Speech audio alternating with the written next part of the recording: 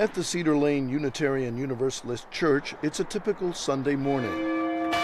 Members arrive to hear the church's progressive message and calls to help those in need, especially the undocumented Salvadoran woman living here in sanctuary. This church is Rosa Gutierrez Lopez's last hope.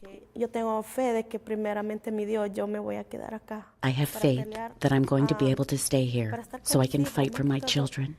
I have a boy with Down syndrome who has a lot of special needs.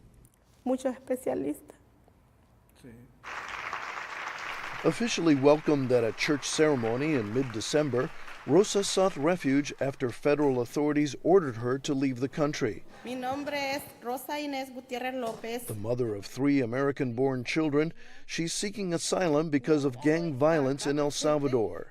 Wearing a government monitoring device, she says only her daughter understands why she can't leave church grounds. El niño que tiene síndrome, él no sabe. My boy with Down syndrome doesn't know that I'm in this situation. And my boy who's 9, he knows I'm in this place, but he doesn't understand exactly why.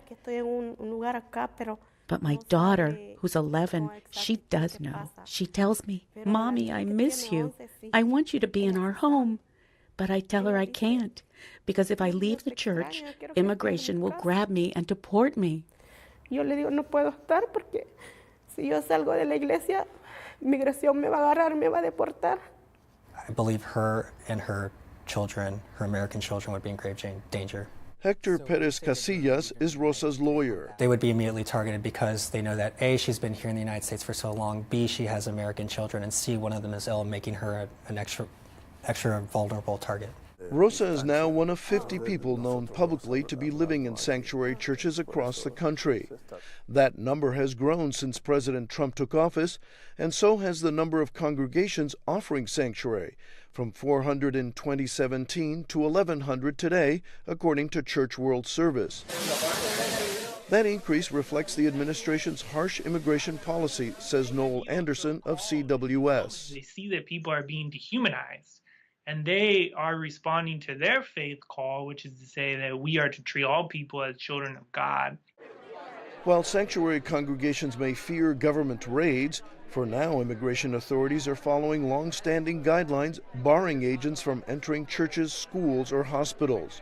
Hardline immigration advocate Stephen Camarota agrees with these guidelines, but criticizes the sanctuary movement. It's understandable why in any individual case you might say, well, couldn't we make an exception for this nice guy, this nice lady? And I think everyone, feels a lot of sympathy for that. But when you do that, you end up with the scale of illegal immigration that we now have.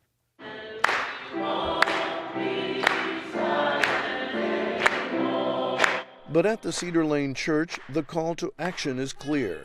When Rosa reached out and we heard her story, we felt this was something we needed to do. So buy some time while she awaits due process through the court system.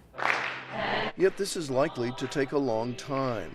Sanctuary stays now last about 2 years before a case is resolved, twice as long as just a few years ago.